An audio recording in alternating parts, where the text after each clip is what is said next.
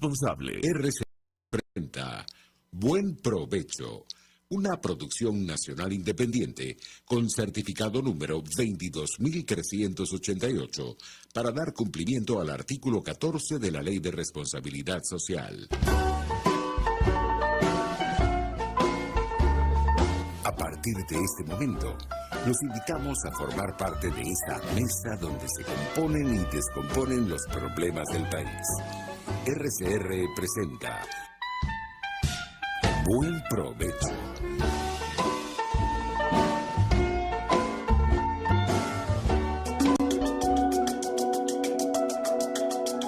Monitor de Derechos Humanos, con el abogado penalista Fernando Fernández.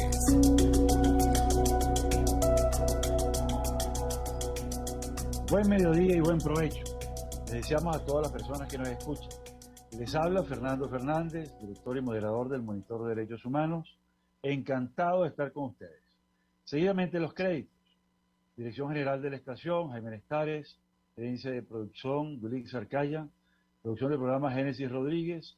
Controles, Gregorio González. Conducción, Fernando Fernández, quien les habla. Este programa está en todas las plataformas digitales rcr750.com, rcr.tv y rcr750. En YouTube, rcr750. Esta es la radio que se ve. Monitor de Derechos Humanos tiene cuentas en Twitter, @dhmonitor, @fm_Fernández y @monitor indígena. Con las etiquetas Monitor de DH, Observa Atrocidades y DH Pueblos Indígenas. En Instagram tenemos la cuenta de @dhmonitor. Hoy miércoles 24 de agosto de 2022 contamos nuevamente con la presencia del doctor, el abogado y profesor universitario Ali Daniels. Ali Daniels es director de Acceso a la Justicia y además es profesor de Derecho Humanitario y Derechos Humanos. ¿Cómo estás, Ali? Bienvenido. Hola, Fernando. Siempre un placer estar en tu programa. Estupendo, Ali. De verdad nos place mucho que estés con nosotros porque tienes una manera muy didáctica de decir las cosas y eso ayuda a comunicar mensajes tan importantes, tan trascendentes y sobre todo tan delicados como todo lo que tiene que ver con los derechos humanos. Entonces, nos encanta que estés con nosotros. Quería empezar sobre el tema de hoy, que tiene que ver con la necesidad de prorrogar el mandato de la misión independiente internacional de determinación de los hechos en Venezuela. ¿Por qué es necesario y por qué Acceso a la Justicia, 125 ONGs, además de múltiples y centenares de personalidades, han respaldado esta idea aquí en Venezuela? Háblanos un poquito de eso. Sí, lo primero que hay que explicar a nuestro público es qué es la misión de determinación de hechos para Venezuela. Es un órgano creado por el Consejo de Derechos Humanos con la finalidad de investigar la presunta comisión en Venezuela de los crímenes de desaparición forzosa, detenciones arbitrarias, ejecuciones extrajudiciales, tortura, malos tratos y violencia sexual. Esto último se agregó en la segunda ampliación del mandato. Este órgano fue creado en el año 2019, empezó a trabajar en el año 2020, a principios del año 2020, y lo más importante de este órgano es que tiene una metodología. Esa metodología está hecha en base a los criterios establecidos en el Estatuto de Roma. No es lo mismo la metodología, por ejemplo, de la alta comisionada o de la oficina del alto comisionado para los derechos humanos, que lo que establece es responsabilidad del Estado, no de las personas, y otra cosa es la metodología que se necesita para establecer crímenes que están en el Estatuto de Roma. Para el Estatuto de Roma, lo importante, lo fundamental, es la responsabilidad individual. Y eso exige y requiere unos estándares de prueba y de investigación mucho más acuciosos, mucho más elevados que los que establecen la mayoría de los órganos de derechos humanos, donde lo único que se busca es la responsabilidad del Estado. Entonces, por esto es que esta misión es tan importante, porque ha rendido ya varias actualizaciones orales y ha presentado ya 2 informes. Uno que fue para mí el más fuerte, el que más me afectó personalmente. Yo recuerdo que cuando se hizo público era aquí en Venezuela algo así como las 5:50 de la madrugada y por supuesto me leí fue el resumen porque no podía leerme el informe completo.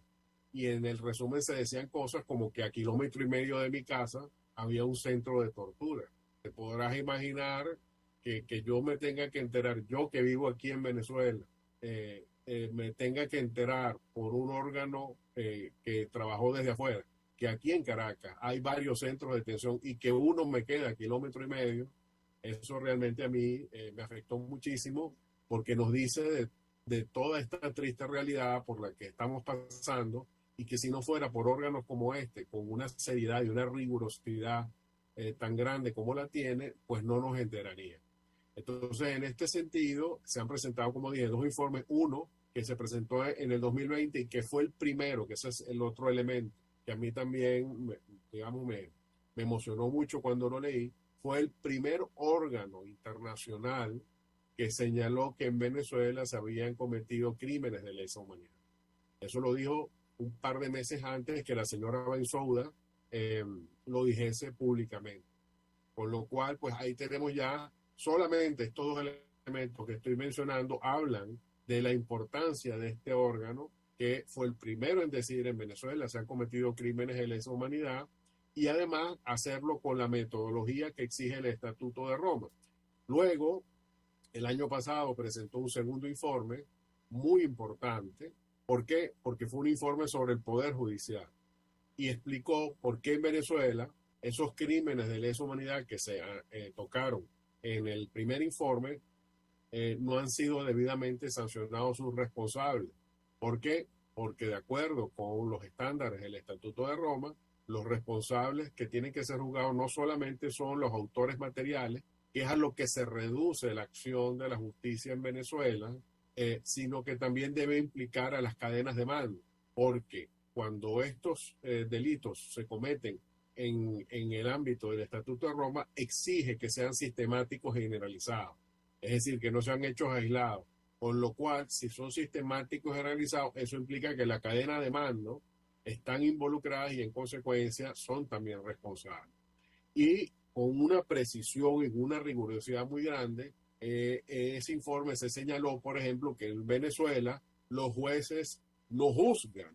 Y esto es una cosa que parece increíble, pero es así. Es decir, en ese informe se detalló cómo los jueces simplemente cumplen órdenes. En Venezuela no hay un poder judicial ni imparcial ni independiente, y en Venezuela, y eso sí lo digo yo, hay solamente 2 caras de la justicia, la mala y la peor. La peor es esta que se dirige a dirigentes opositores, a disidentes, a personas que protestan, a personas que critican al régimen, y por el otro lado la mala, que es la justicia ordinaria. Y en ambos casos, los jueces no juzgan, sino que siguen órdenes. Entonces, lamentablemente, esto fue puesto de manifiesto con muchísimos testimonios recogidos, con casos señalados por nombre y apellido, y además nos enteramos de una palabra, gracias a ese informe, que es tristemente recordada, que es el Sippenhaft, que no es más que una táctica nazi, según la cual cuando se busca una persona, si no se la consigue, se detiene a familiares de esa persona para que estos sirvan en calidad de rehenes y la persona que se busque se entregue. Y ahí se identificaron varios casos donde es así. Y además debo aclarar que esa palabra Sippenhaft no fue que ellos consiguieron el patrón y le pusieron ese nombre, no, sino que fue un funcionario que le dijo a una de las víctimas que le iban a aplicar el Sippenhaft. De modo que los funcionarios estaban muy claros que estaban aplicando una táctica que ya se había sido aplicada en un régimen totalitario. Eso lo sabemos gracias a la misión de determinación de hechos. Entonces, por eso es tan importante que ahora que se acaba su mandato y van a presentar su tercer informe, lo van a presentar en la última semana de septiembre, que en este tercer informe, que por supuesto esperamos que se haga con la misma rigurosidad con lo que se hicieron los dos anteriores, además se les dé una prórroga a ese mandato. ¿Por qué? Porque a pesar de que ya van 3 informes, estamos convencidos que apenas esos informes han tocado en cada uno de los elementos la punta del iceberg, es decir, apenas han podido investigar una parte de la realidad de la represión en Venezuela, y quisiéramos que eso se mantenga. ¿Por qué? Porque, repito, es el único órgano, además de la propia Corte, de la propia Fiscalía de la Corte Penal, que tiene la capacidad para hacerlo. En Venezuela no hay ninguna ONG con la capacidad para poder presentar con la amplitud y con el tiempo exclusivo que se dedica a la misión a recopilar pruebas para determinar responsabilidades en materia de la Corte Penal Internacional. Entonces, por eso hemos pedido que la misión continúe, porque tiene todavía muchísimo que hacer y muchísimo que dar. Has hecho un resumen estupendo del por qué es necesario que se renueve el mandato, pero me voy a quedar pegado con un tema que acabas de decir sobre la capacidad. Yo creo que, ¿qué tipo de capacidad? ¿Es capacidad técnica? ¿Es capacidad legal? ¿Tiene legitimidad? ¿Y por qué, en tu opinión? Sí, se dan los 3 elementos que acaba de mencionar. Tiene legitimidad en principio porque es un órgano que, como digo, tiene un mandato del Consejo de Derechos Humanos, con lo cual tiene la legitimación total de poder hacer las investigaciones en ejecución de un mandato que está en la Carta de Naciones Unidas.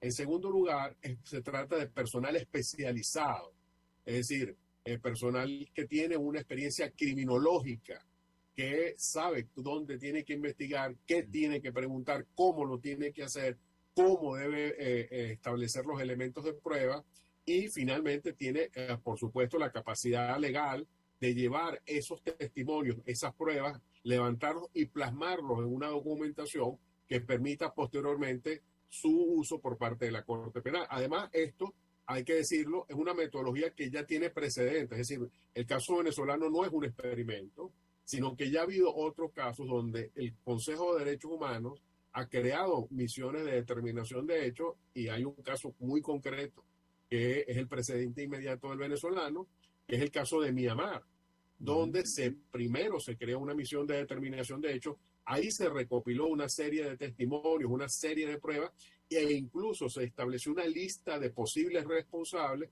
una lista reservada, y esa lista reservada se entregó junto con los elementos de prueba a la señora Bensouda en aquel momento. Y la señora Bensouda abrió, gracias a estas pruebas recogidas, primero un examen preliminar, y luego ahora está en fase de investigación. Con lo cual se ve que esta práctica es una práctica sana, porque además es un personal a dedicación exclusiva para estos temas. En Venezuela, nosotros aquí, las ONG, tú lo puedes saber mejor que yo, nos las pasamos apagando fuego porque todos los días hay una crisis diferente, ¿no? Hoy, por ejemplo, tenemos la triste noticia, la ingrata noticia de que a Alonso Medina Rojas le ha sido prohibida la salida del país, y además ni siquiera por un órgano judicial, sino por el 6CPC. Yo quisiera saber cuál es la ley que le permite al 6CPC la prohibición de salida del país, cuando eso es una competencia exclusiva. Exactamente. Ninguna. Es una prueba. Entonces, te lo digo ya. Te lo digo ya. Así es. Entonces, ese es el tema.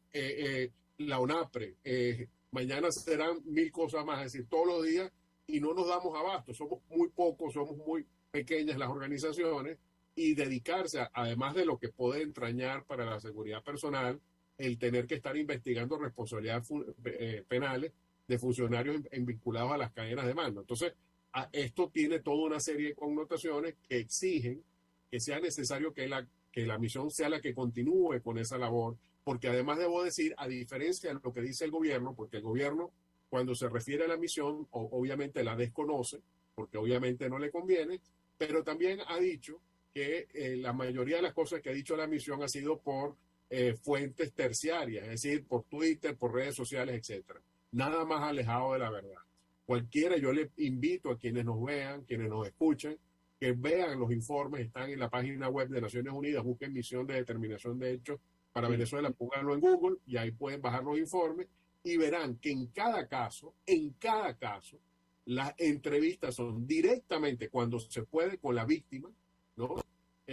Con los familiares de las víctimas o con los abogados de la víctima. E incluso en algunos casos con funcionarios que trabajaron por razones de sus funciones con los casos que están involucrados. De modo que son fuentes directas, casos donde se señala con nombre y apellido quién es la persona que atestigua, y en los casos donde es necesario, se protege el nombre del testigo, se le da un número y una clasificación, pero eso queda reservado. Eso no quiere decir que no está plenamente investigado para cuando sea necesario en un juicio de carácter penal, pues se puede hacer del conocimiento del juez. Entonces, este tipo de cosas es muy necesaria mantenerla, y además quisiera también aclarar, esto no es un sabotaje de las organizaciones a los esfuerzos que se puedan estar haciendo, a los esfuerzos para que haya un diálogo y un acuerdo político en Venezuela. Por supuesto que todas las organizaciones de derechos humanos queremos un acuerdo político que termine, que le dé un fin pacífico a todo este problema político que hay en el país y que es el origen de todos los problemas que hay, sociales y económicos. Pero no podemos decir que el de saber la verdad, que es lo primero que nos está dando la misión, nos estamos enterando de cosas, y la verdad siempre va a ser algo que beneficie el diálogo, porque los testimonios de las víctimas están ahí y van a ser parte de una memoria histórica, más allá de que posteriormente se puedan utilizar para fines penales. Entonces, el que se sepa la magnitud del aparato represivo venezolano tiene que ser parte de lo que se puede estar discutiendo en los elementos del diálogo, con lo cual, para nosotros, más que un obstáculo, es, por el contrario, un mecanismo que permita entender que eso es parte de la realidad venezolana, y justamente tiene que haber acuerdo para que esto no siga a continuar. Sin duda alguna, y me parece muy optimista tu posición en el sentido de apuntar, además proactivamente, que todo esto tendría solución si hubiese voluntad política de cesar en las violaciones profundas y sistemáticas de derechos humanos y cesar en la comisión o perpetración de atrocidades, ¿no? Pero fíjate, hay algo que me parece muy interesante de lo que tú dices sobre la metodología, porque una de las objeciones del gobierno es que no hubo inmediación y que no se consultó con fuente directa, pero tú aclaraste muy bien que sí hubo entrevistas de forma primaria, pues, ¿no? Y directa y original. Y eso también se hizo en Myanmar, porque recordemos que en Myanmar no había posibilidades de acceder al país, porque la Junta Militar no lo permitía, al igual que acá. Y entonces se trasladaron a Bangladesh y lograron recopilar toda la información con las víctimas. Y también con actores que estaban en desacuerdo con lo que hacía el gobierno de Myanmar. Entonces, esto mismo creo que se ha tenido que hacer en todos estos informes, y entiendo que hace unas 2 o 3 semanas yo leí por la noticia que la misión estaba en Colombia recopilando información. Entonces, eso me parece muy importante. Pero además hay un tema que a mí me fascina, que es el tema tecnológico. Hay ahora mecanismos informáticos de compilación de pruebas a través de videos, a través de mensajes que se pueden compilar, analizar en su contenido, y una cantidad de situaciones, porque también la realidad virtual ahora forma parte del acervo documental y probatorio de cualquier juicio, inclusive hasta un juicio de rectificación de un acta de defunción, por ejemplo, ¿no?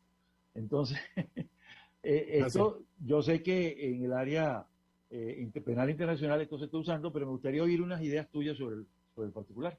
Sí, de hecho lo hemos visto, muy, digamos, muy básicamente, porque obviamente en el informe no se dan todos los detalles, pero por ejemplo, gracias al primer informe se estableció vía Google Maps y dónde estaba situado con las coordenadas correctas y precisas desde un punto de vista tecnológico, por ejemplo, dónde estaba uno de los presuntos sitios de tortura. Y que fue el que, como te digo, me afectó, porque yo vivo aquí en el oeste de Caracas, y uno de los sitios de tortura queda, de acuerdo con el informe, con unas coordenadas, como digo, de mucha precisión, cerca de la Mariposa. Entonces ahí tenemos un caso donde la tecnología ha servido, y además incluso hay una fotografía de estas aéreas de Google Maps, donde se ve en la imagen, donde está reflejada la imagen del sitio, vista desde arriba, y donde se puede, cualquier persona que quisiera verlo, pues simplemente con poner en Google Maps las coordenadas podría llegar ahí. además tenemos el hecho de que funcionarios han permitido tener acceso a informes de expedientes, ¿no? Entonces, en ese sentido, no es solamente, y además de víctimas que han permitido que la misión tenga acceso a los expedientes. Entonces, ahí, a partir de ahí, también están los elementos de cómo se han manejado las autopsias, donde como tú, como experto que eres, sabes que está el protocolo de Estambul, que recientemente ha sido actualizado, y ahí hay una manera de cotejar desde un punto de vista científico si efectivamente, por ejemplo, la autopsia se llevó con los protocolos correspondientes o si por el contrario no fue llevada con exhaustividad. De todas maneras, como te digo, estos son apenas pinceladas de lo que la tecnología puede hacer, porque sobre todo, por ejemplo, para establecer la existencia de manifestaciones, en el caso del Maidán, por ejemplo, se estableció la geolocalización de aparatos que había en el momento en que había las manifestaciones en Ucrania, en el Maidán, aquella famosa revuelta cívica que derrocó al gobierno que había en aquel momento en Ucrania, y gracias a la geolocalización de los teléfonos que tomaban videos en esos momentos, se pudo establecer que la localización de las personas que estaban manifestando estaba en un sitio diferente al que el Estado, en aquel momento el gobierno, decía que había ocurrido. Y en el caso venezolano eso también es perfectamente posible, en la medida en que ha habido casos donde las manifestaciones han sido grabadas y han sido objeto de fijación fotográfica y de video a través de medios que tienen geolocalización. El caso de el muchacho que mataron en La Carlota, ahí quedó claramente establecido el momento, tiempo y la hora en que eso ocurrió, y esos elementos tecnológicos quedan. De modo que el gobierno no puede negar que eso ocurrió, porque existen elementos de prueba desde el punto de vista técnico que claramente pueden demostrar que esa persona estuvo ahí, que había militares ahí y que los hechos ocurrieron de la manera en que se registraron y no de acuerdo con la versión que posteriormente el gobierno siempre inventa de estas investigaciones. Sí, hay algo que a mí me asombra en un programa que hizo la señora Bensouda. Ella hablaba del uso de la arquitectura digital. La arquitectura digital es una técnica que consiste en la posibilidad de reconstruir los hechos de forma digital. Estamos hablando de un tribunal y una fiscalía que trabaja a 8.000, a 6.000, a 3.000 kilómetros de distancia de la mayoría de los sitios donde ocurren los hechos. Entonces tiene que valerse también de esto, entonces uniendo la tecnología digital con la investigación presencial de manera directa, con víctimas, con abogados, con funcionarios, con actores también que han participado en los hechos, se puede conformar pues la verdad procesal que permita elaborar un dictamen, una sentencia. Sí, de hecho, Fernando, ahora que lo dices, esto está reflejado, esto que tú dices de la recreación de las arquitecturas, está reflejado en el primer informe, porque en el primer informe hay un sketch que se hizo con recreaciones de los testigos y con testimonios de quienes fueron víctimas de tortura en ese sitio. Se recrea y se establece cómo es el edificio de la DIGESIN donde están los detenidos políticos. Sí. ¿Okay? Y eso se hizo gracias a eso. Incluso se dice dónde están los detenidos, dónde reciben las visitas, cuáles son los presuntos sitios donde se cometen los actos de tortura. Y lo mismo ocurrió en el caso del SEBIN. De hecho, la recreación llega a tal nivel de detalle que en el caso del SEBIN se dice que uno de los sitios de tortura está encima de la oficina de uno de los jefes del SEBIN y se señala el cargo de la persona que está ahí, con lo cual se dice, bueno, si están haciéndolo encima de tu oficina, no puedes alegar ignorancia, porque una persona que es torturada es de todo menos silenciosa, precisamente porque es una situación límite que se lleva a la persona. Entonces, como ves, el tema de la tecnología se está utilizando y eso no se pudiera haber hecho si las víctimas y los testigos no hubiesen presentado esos elementos de prueba ante la misión de determinación. Sí, en otras palabras, hemos pasado del dibujo que hace el técnico forense para representar un lugar, una persona, el retrato hablado, pues, ya a una tecnología digital de punta que permite entonces una enorme precisión probatoria que luego se exhibe en los tribunales. Pero bueno, mira, vamos a tener un pequeño descanso en este momento debido a los anuncios institucionales de la estación, pero luego regresamos y vamos a entrar en un documento que a mí me parece fabuloso, me parece además escrito con muy buen tino y muy buena técnica y excelente redacción, que fue un documento elaborado por varias ONGs donde piden, exigen, claman por la renovación del mandato, y me gustaría entonces hablar de eso y en qué consiste la petición en concreto, ¿no? Sobre todo a los fines de poder ilustrar a nuestros oyentes. Muchísimas gracias y regresamos en unos minutos.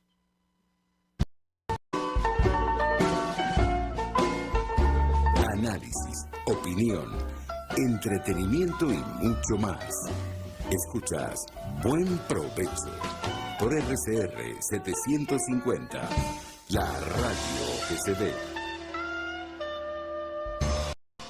Sintonícenos a través de Periscope, @RCR750, la radio que se ve. RCR 750 AM, porque lo bueno une. Mis amigos, quiero hablarles de DILAB Biodiagnóstica, un nuevo laboratorio clínico con un concepto original. Además de estar dotado con los equipos de la más reciente tecnología y el personal de más alta calificación, DILAB Biodiagnóstica te ofrece ambiente y trato amables y los precios más económicos en todos tus exámenes de laboratorio. Pide tu cita en el 0212-945-5788. DILAB Biodiagnóstica, precisión y confianza en laboratorio clínico. El doctor José Eduardo Troconis y sus especialistas invitados le ayudarán a obtener cada semana el secreto para mejorar su calidad de vida en RCR Salud. Usted podrá comprobar la veracidad de las tradicionales técnicas y últimas tendencias que se divulgan acerca de la salud y la medicina en nuestra sociedad. Hay mucho más dedicación y hay mucho más experiencia. Tenemos las herramientas. RCR Salud, todos los domingos, a partir de las 10 de la mañana, por RCR 750 AM. En Venezuela no hay espacio para la política. En Venezuela no hay un sistema político. En Venezuela hay un sistema amponil. El chavismo no es una organización política, el chavismo es una organización criminal. Y las organizaciones criminales, cuando se les va a combatir, lo que corresponde son acciones policiales y militares, no acciones políticas. Porque si usted asume que una organización criminal es una organización política y se sienta con ellos, estaríamos entonces hablando de que en Venezuela estamos viviendo lo que hubiese vivido Colombia si Pablo Escobar continúa en la política. Exactamente lo mismo. Los ampones disfrazados de políticos o con la política como coartada para hacer las barbaridades que hacen. Y lamentablemente eso es lo que estamos viendo. Y así nos va, de lunes a viernes a las 4 de la tarde. Radio Caracas Radio, porque lo bueno une. RCR 750 AM, porque lo bueno une.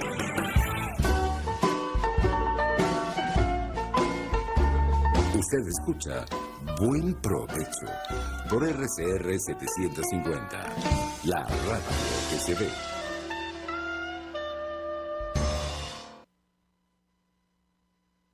Con nosotros estamos con el doctor Ali Daniels, director de Acceso a la Justicia, profesor de Derecho Humanitario y Derechos Humanos, y un personaje muy interesante porque tiene una vida muy activa en las redes a través de su ONG, la que dirige, Acceso a la Justicia. Siempre hace un diagnóstico de situaciones, de sentencias, de leyes y de hechos que conmueven la opinión pública. Pero quedó en el aire la pregunta, o por lo menos tu intervención, Ali, sobre el tema del documento. Es decir, hubo 125 ONGs que lanzaron un documento e inmediatamente empezaron las adhesiones nacionales e internacionales de forma multitudinaria respecto a este asunto.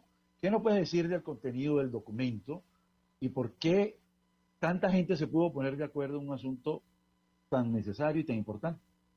Sí, esto es muy importante lo que está diciendo porque se trata de organizaciones de toda naturaleza, es decir, ahí hay organizaciones humanitarias como Acción Solidaria, como la propia organizaciones que están vinculadas a la ayuda a la mujer, a la violencia contra la mujer. Están organizaciones ya de tipo de defensa de derechos humanos estrictamente, como es el caso de Provea, está Human Rights Watch, está Amnistía Internacional.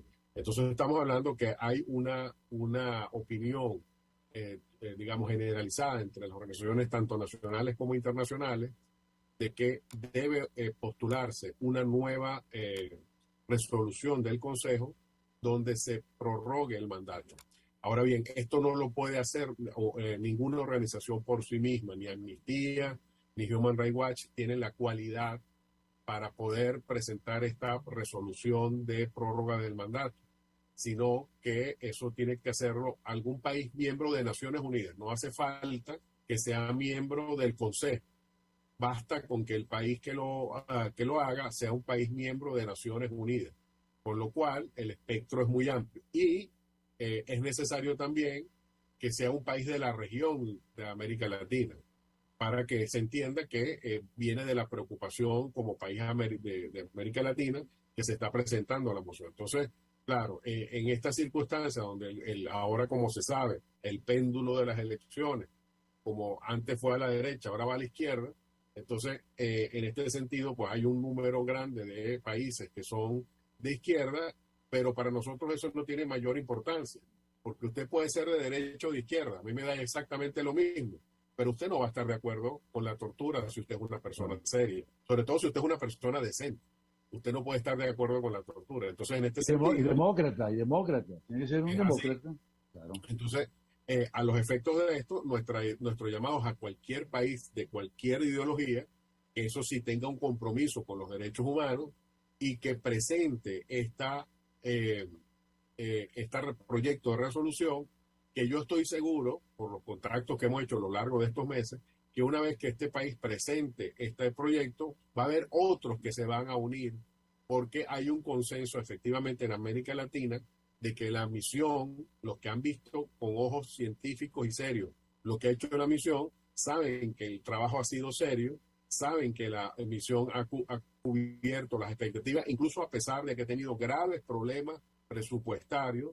El año pasado, el año antepasado tuvieron enormes dificultades presupuestarias, pero a pesar de eso lograron el cometido, y en este sentido creemos que ahora haya pues este país que se vaya a presentar, que esperemos que pronto se lance al ruedo y podamos entonces tener esto, porque además debo decir que hay 3 cosas que van a ocurrir en la próxima semana que son fundamentales para los derechos humanos en general, y este mes debe escogerse al próximo comisionado de derechos humanos que va a sustituir o la que va a sustituir a la señora Michelle Bachelet. Luego va a haber una elección para 2 miembros del Consejo por parte de América Latina, y ahí la cosa va a estar reñida porque son 2 cargos, son 2 puestos y hay 3 postulados, uno de ellos Venezuela. Entonces habrá que ver si efectivamente Venezuela logra la reelección, aunque nosotros consideramos que no entendemos cómo siquiera se ha postulado un país que está siendo objeto de una investigación por parte de la Corte Penal Internacional, cuando los estatutos del Consejo de Derechos Humanos dicen que los miembros del Consejo deben cumplir los más altos estándares en materia de cumplimiento de los derechos humanos, cosa que Venezuela, por supuesto, no está en situación de defender. Y por último está esto que acabamos de señalar, que es lo de la misión de determinación, su prórroga o no, con lo cual, como ves, en las próximas semanas estos 3 escenarios van a ser de muchísima importancia para Venezuela, porque ya vimos cómo, por ejemplo, el caso de la señora Bachelet trajo a la opinión pública, a la comunidad internacional, aspectos fundamentales de la violación sistemática y generalizada de los derechos de la violación de derechos humanos en Venezuela, y cómo el papel de Venezuela en el Consejo fue un papel muy triste, muy lamentable, y esto lo digo con mucho pesar, porque escribí un artículo hace unos años sobre el tratado para la prevención y sanción del delito de genocidio, y ahí me enteré, por ejemplo, investigando, que la introducción de esa convención la hizo un embajador venezolano, ¿no? Entonces, que Venezuela haya sido el que hizo la introducción de la Convención para la Sanción y Prevención del Delito de Genocidio en los 40, y que ahora todos los votos de Venezuela han sido en contra de investigaciones para crímenes de lesa humanidad en países que manifiestamente están cometiendo atrocidades, pues es una lamentable situación que esperemos que no se vaya a continuar, porque hay otros países como Chile y Costa Rica, que son los otros dos nominados, que consideramos tienen una hoja intachable, sobre todo Costa Rica en materia de respeto a los derechos humanos, que evidentemente deberían ser los elegidos. Pero, como sabes, en materia de diplomacia, pues estas cosas no son en blanco y negro, lamentablemente. Sí, yo creo que el papel de Venezuela en el pasado fue notable y muy importante, no solamente en eso, sino, por ejemplo, en la Convención contra el proyecto de Convención contra la Pena de Muerte a nivel interamericano, a nivel mundial. El tema fue líder también en la discusión del Estatuto de Roma, de la Corte Penal Internacional. En fin, siempre tuvo, en la llamada era democrática, un papel destacadísimo, y hoy en día está más bien de retroceso. Ahora, tú mencionabas al Consejo de Derechos Humanos. Yo creo que es muy importante que la gente entienda la importancia de este Consejo y cómo es posible que países como Venezuela sean miembros de este Consejo todavía, pero también qué ocurrió con el caso de Rusia y por qué fue retirada. Y en el pasado, ¿qué pasó con el caso de Libia? O sea, que hay una especie de aldabonazo quizás hacia Venezuela en ese sentido. Sí, bueno, efectivamente. Yo quisiera señalar, porque hay quienes critican Naciones Unidas, y con toda justicia, con toda razón, dicen que es un órgano inoperante, que no sirve para nada, pero también tenemos que entender que Naciones Unidas es un escenario donde se plantean lo que es la preocupación de la comunidad internacional. Tenemos que decirlo con claridad, Venezuela es una de las muchas tragedias, de las muchísimas tragedias que hay en el mundo. Y para los que creen que estoy exagerando, bueno, ahí tenemos Haití. Ahí tenemos Haití. ¿Quién habla de Haití? ¿No? Las situaciones que ocurren en Haití son muchísimo peores. Nosotros aquí, yo me quejo porque yo tengo agua una vez al día o media hora. En Haití, y nos quejamos además con todos los venezolanos con justicia, porque no tenemos agua en las tuberías. En Haití no hay tubería. Esa es la realidad. Y sin embargo, la comunidad internacional no habla del caso haitiano, que es una constante preocupación. Y por no hablar de África, y por no hablar de otros sitios donde hay unas tragedias que lamentablemente son cotidianas y de las cuales la comunidad internacional no se preocupa. Entonces, por eso es tan importante que la misión se mantenga, que el alto comisionado mantenga sus oficinas aquí, porque con independencia de que no puedan ejercer una acción más allá de los documentos y de las denuncias, su papel es importante porque pone de manifiesto que hay una comunidad internacional que, a pesar de que se vea que el caso venezolano se está cronificando, que esa es otra de las graves preocupaciones que tenemos, que seamos otra tragedia más en un panorama lleno de tragedias y que en consecuencia se normalice la situación de emergencia humanitaria que vive el país. Precisamente este tipo de hechos nos permiten decirle a la comunidad internacional: esta es la situación, no es cierto que Venezuela se está arreglando, y por el contrario, la emergencia humanitaria y los crímenes de lesa humanidad son parte del triste presente y no del pasado que el gobierno quiere hacer ver. Sí, como si fueran otras personas ajenas a ellos mismos, ¿no? Exactamente. Tú mencionas, sí, hay un tema, es verdad, la situación de los derechos humanos, la catástrofe producida por los propios gobiernos, etcétera, pero también la gente critica mucho que en el Consejo de Derechos Humanos haya democracias y no exclusivamente democracias, porque también hay dictaduras y gobiernos dictatoriales. Entonces, ¿cuál es el juego? ¿Y por qué pueden ser electos también dictaduras como democracia en un organismo de derechos humanos? ¿No deberían estar excluidas las dictaduras? ¿Y por qué no están excluidas? Es una pregunta para ti. Efectivamente estoy de acuerdo, sobre todo aquellos regímenes que estén involucrados en crímenes de lesa humanidad, por ejemplo, para no hablar del caso venezolano, que Siria haya sido miembro del Consejo de Derechos Humanos, es algo absolutamente inexplicable, ¿no? Entonces, obviamente, esto no quiere decir que yo defiendo a ultranza a los órganos de Naciones Unidas. Por supuesto que hay que reformarlo, por supuesto que hay que mejorarlo y que tiene que haber elementos objetivos que te permitan decir, bueno, hay casos donde estos gobiernos no pueden ser parte del Consejo, y cosas, como digo, objetivas, como cuáles, bueno, que tengan una averiguación abierta en la Corte Penal Internacional, ¿no? Como mínimo, o que tengas un mandato de un órgano de protección del Consejo como una misión de determinación de hechos. Entonces, no se trata de ir país por país, porque efectivamente, y ese es un saldo lamentable, hay que decirlo, de los 183 países que conforman Naciones Unidas, la mayoría no son países democráticos. Esa es la verdad, eso es cierto. Ahora bien, en todos esos en los países que son autoritarios se cometen crímenes de lesa humanidad, no en todos los casos. Entonces, por lo menos tengamos esta mínima ejecución de filtros para poder decir, bueno, al menos en el Consejo no están los que están siendo investigados por esta razón. Y evidentemente se está pidiendo que el Consejo entienda que tiene que llegar a este nivel, porque de lo contrario pasa lo que tú estás señalando. Es decir, que países que violan los derechos humanos de una manera sistemática y generalizada y que no son democráticos, se sientan con una autoridad que no tienen, pero que creen tener, porque eso es lo peor de todo, creen tener para pontificar sobre un respeto a los derechos humanos que ellos mismos no reconocen.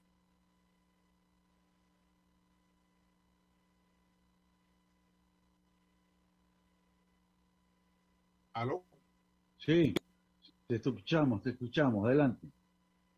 Sí, entonces en ese sentido yo sí creo que hay que reformar los mecanismos de Naciones Unidas, pero no creo que hablar solo de lo malo que es Naciones Unidas no basta, porque por ejemplo, en Venezuela hay ayuda humanitaria gracias a Naciones Unidas, gracias a OCHA. OCHA está en Venezuela porque Naciones Unidas ha implementado todo un programa. Entonces, que todo es malo no es cierto, que todo es bueno tampoco. Entonces, hay que ver las cosas como son. La ayuda humanitaria en Venezuela se está haciendo realidad gracias a programas rebados por Naciones Unidas, por lo cual a uno puede decir ahí, bueno, entonces efectivamente lo poco que está llegando de ayuda humanitaria, porque no es suficiente, está llegando gracias a Naciones Unidas, pero eso no quiere decir que haya que mejorarlo. Por ejemplo, hay sitios aislados en el país donde la ayuda no llega porque hay grupos irregulares que no permitan que llegue la ayuda. Entonces, eso tiene que decirse y tiene que denunciarse. Y además, la ayuda humanitaria no puede sujetarse a ideologías políticas. El gobierno debe dejar su pretensión de darle un color político a la ayuda para que la gente crea que la ayuda llega por el gobierno y no porque Naciones Unidas o ONG vinculadas a Naciones Unidas están llegando. Entonces, como ven, todo es un mecanismo que tiene que ser revisado, pero que eso no implica el papel importantísimo que Naciones Unidas está jugando y sigue jugando y deberá seguir jugando en el país mientras exista una emergencia humanitaria compleja.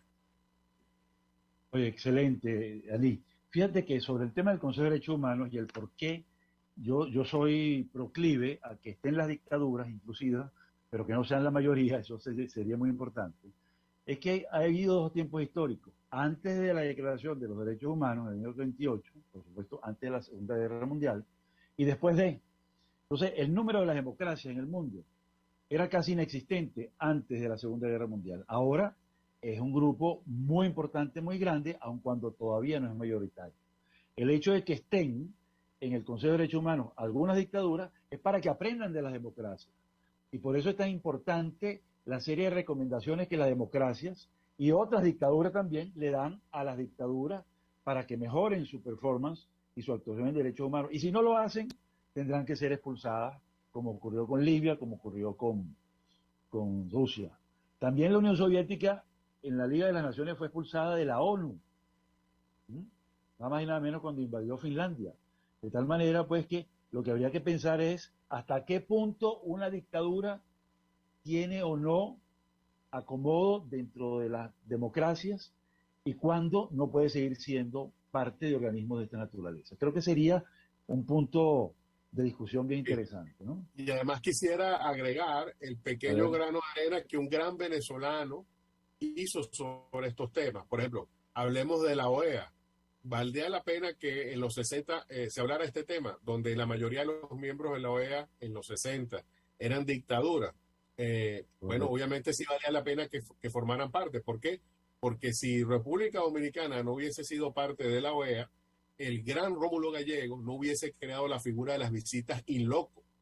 Entonces, un país, un dictador como era Rafael Leónidas Trujillo, quien estaba acostumbrado a no darle cuentas a nadie y a no darle ninguna explicación, los funcionarios de su régimen tuvieron que rendir la explicación a la Comisión Interamericana gracias a que el gran Rómulo Gallego dijo, a mí se me ocurre que como se dice que el ejercicio de las competencias, que eran muy vagas, de la comisión, permiten visitas al sitio, visitas in loco, bueno, yo voy entonces a visitar República Dominicana, y fue una misión de la comisión y se entrevistó con las víctimas. Entonces imagínate tú lo que significó para esas víctimas en los 60, que se pensaban olvidadas, que se pensaban que nadie los escuchaba, explicarle a un funcionario de la OEA, a mí me han torturado, a mí me han vejado, y además tener que el gobierno dar explicaciones a un órgano internacional.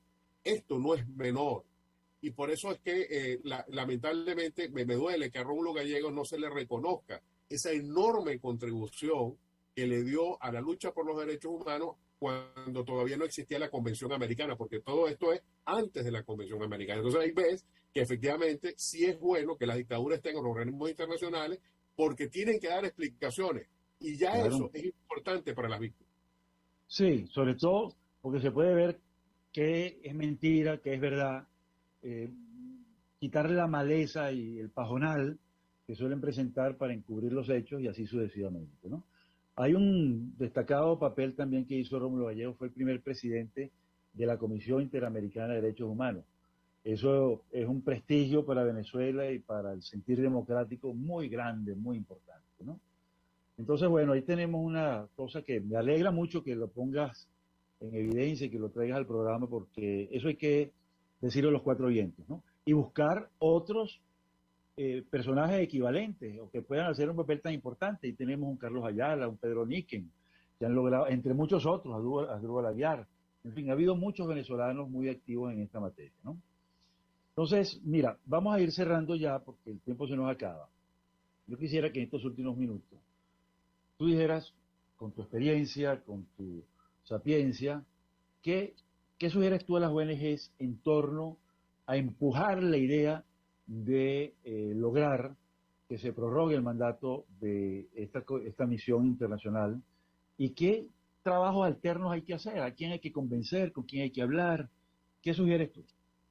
Sí, bueno, las acciones pueden ser muchas, desde la más sencilla, que es que todos los que nos escuchan pongan el hashtag que hemos puesto para esta campaña, que es el hashtag que siga la misión, con lo cual le daría mucho eco a los mensajes que desde las diferentes organizaciones hemos realizado pidiendo que se prorrogue la misión, hasta cosas tan ya más formales como que cualquier organización local de cualquier país vaya y pida al gobierno de su país en cualquier parte, en Perú, en México, en Paraguay, en Uruguay, en Chile, le digan: queremos que ustedes sean los que tomen la iniciativa y propongan la prórroga del mandato.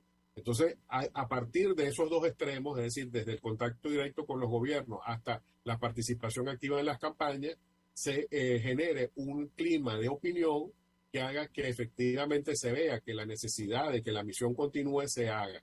Además, debo decir que cualquier artículo de opinión, cualquier manifestación a favor de la misión siempre es bienvenido desde cualquier ámbito, del académico, desde los gremios, desde las organizaciones sociales, porque justamente son las organizaciones sociales las más beneficiadas por la acción, porque además debo aclarar, en el primer informe se dijo con claridad que en Venezuela la violencia del Estado tenía dos grandes áreas, dos grandes vertientes. Una, la de la persecución de la disidencia, pero otra que es un poco más ignorada, que es la persecución y la comisión de crímenes de lesa humanidad en zonas populares del país. Es decir, estas racias y estos mal llamados programas de liberación del pueblo, las famosas OLP, que al final no eran más que mecanismos de represión y que lamentablemente ahora ya no existen con ese nombre, pero las ejecuciones extrajudiciales continúan. Esa represión que es contra los más pobres, contra los jóvenes de nuestras barriadas populares, es parte de la violencia del Estado en Venezuela. Entonces, es importante que esos hallazgos, que son tan importantes porque demuestran que la violencia del Estado no es contra un grupito de políticos, sino que es algo generalizado en el país, se entienda que es parte de nuestra cotidianidad, ¿no? Es decir, en Venezuela, lo peor que le puede pasar a cualquier ciudadano que salga de su casa es encontrarse con el Estado en cualquiera de sus manifestaciones, por la corrupción, por la violencia institucional o por la violencia física que en algunos casos puede expresarse. Entonces, por eso es importante que estos hallazgos de la misión también sean parte de lo que cotidianamente la gente habla, para que se entienda lo trascendente que es que la misión continúe. Sí, yo recuerdo muy bien ese asunto y recuerdo que se señalaba que eran hombres jóvenes, pobres, de barriadas populares. Es decir, realmente Así. las 4 características de marginación y de maltrato más sensibles en una democracia. Es decir, y en todas las democracias, en todos los gobiernos debería haber un tratamiento especial a los sectores populares, pero aquí vemos más bien que se exacerba la violencia. Las ejecuciones extrajudiciales, las detenciones arbitrarias y sobre todo el maltrato en los derechos económicos, sociales y culturales.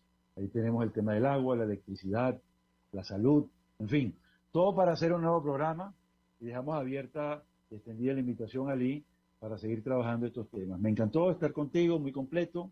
Muchísimas gracias y nos seguimos viendo hasta nuevo aviso.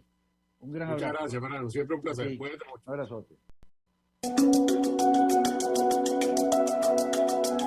Monitor de Derechos Humanos, con el abogado penalista Fernando Fernández.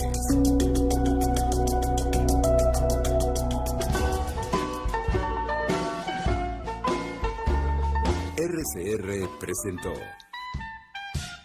Buen Provecho. Síganos en Twitter como @RCR750, la radio que se ve.